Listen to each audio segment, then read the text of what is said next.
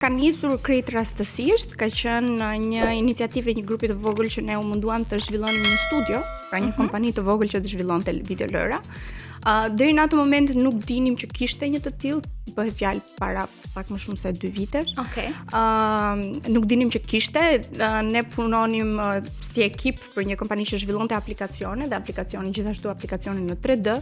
Dhe ishim të qasur me tregun global, normalisht me klientë të ndryshëm që zhvillonin edhe videolëra dhe filluan pak a pak të kuptonin pak më shumë për industrinë. Por unë le të themi u intrigova shumë nga industria. Arrita që nëpërmjet le të themi tentativave për të komunikuar me tregun global dhe atë rajonal, arrita të krijoj lidhje dhe bashkëpunime të ndryshme me komunitetet që ekzistojnë në rajon fillimisht, sepse ishte më e thjesht, mora pjesë në çdo aktivitet të mundshëm që mund t'i qasesha, dhe kuptova larmishmërinë edhe bukurinë që kishte industria